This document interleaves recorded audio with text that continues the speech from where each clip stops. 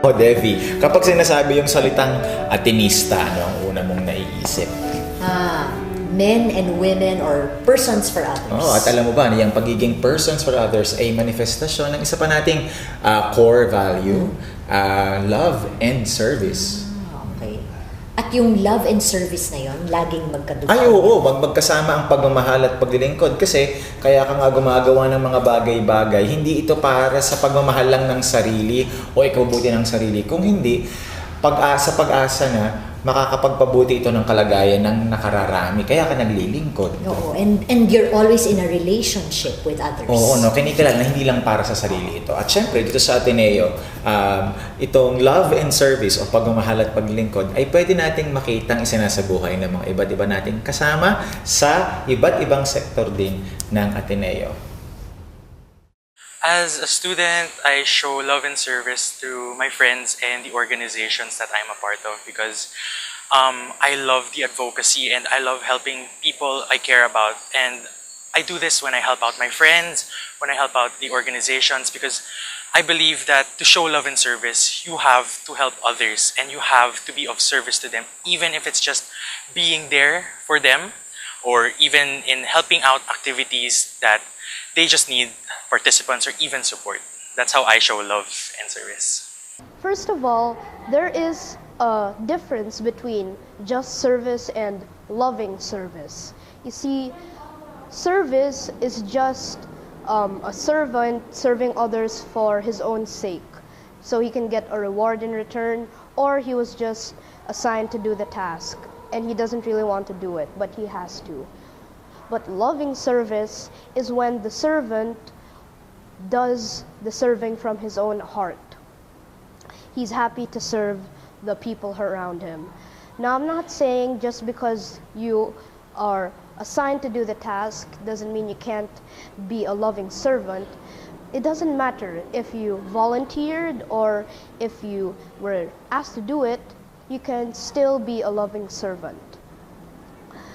I can practice loving servant as well in my own little ways, such as teaching my classmates who has a hard time in math because I feel bad for him.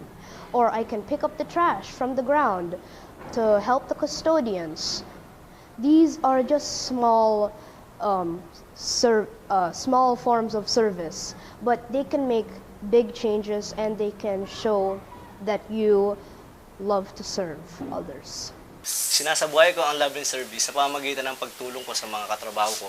Actually, pag mahal mo yung trabaho mo, hindi ka na nagbibilang ng oras. Kung kaya mo tumulong sa iba, tulungan mo sila. Para in case na pag ikaw naman ang nangangailangan ng tulong, siyempre, malamang tutulungan ka rin nila. It's a decision that you make.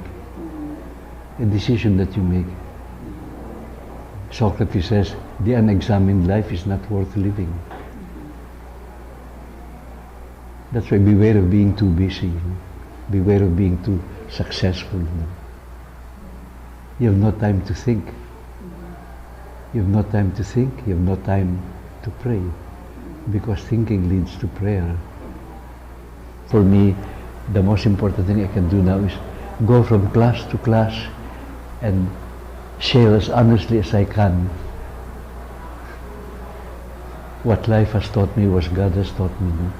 And ultimately, do they listen? Do I always hit the mark? No, sometimes I fail, no, sometimes. But you see, that's why my backup thought is a song, no, param pa pam pam, you know, because it's just a song of a drummer boy. It's not a big wheel, no, okay, and he says, I played my drum for him. That's all I have, just a drum. But I played my drum for him. And then he says, I played my best for him. And beyond that, I don't know. He knows. Perhaps other people know the result of what I said or what I did, no?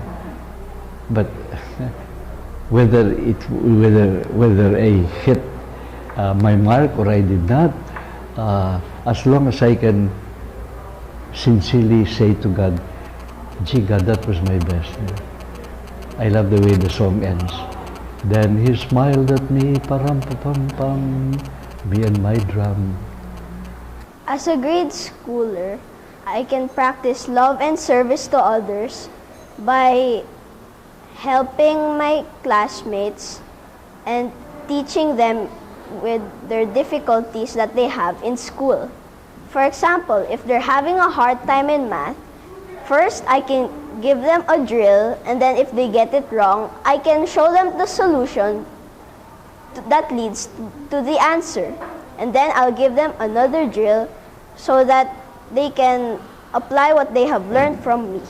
I love to practice love and service to others so that if I teach one person, that person will learn that value from me, and therefore they can apply it to other people, and that cycle will repeat until everybody will know the value and what they have learned from the other person.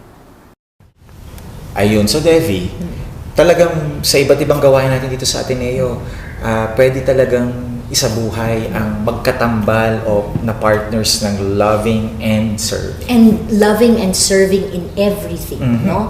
And doing that, this act of loving and serving out of love or loving with service, it also calls to mind that sense of openness. I am available. I believe in the love and service that I do. I trust that what I do out of love and service will do some good in the community. And that I also trust and believe that when I receive love and service, I am worthy of that. Okay, so bahagi din tuloy ng pwede nating maliwanagan tungkol sa love and service ay habang sinasamahan at dinadamayan ako out of love and out of service ng mga kasama ko, ako rin ay sumasama at nagbibigay damay o dumadamay, nakikiramay out of love and service sa kapwa. So ano siya, no? Magkatambal din tong love and service, kaya lagi siyang may ugnayan o in relation with others. And again, you have to be conscious of that. Oo, kailangan malay ka, no? You have to be aware, no, na this love and service is both I am loving and serving the same way that I am being loved and being served in return. And you choose to turn that on. Love and service. Turn it on.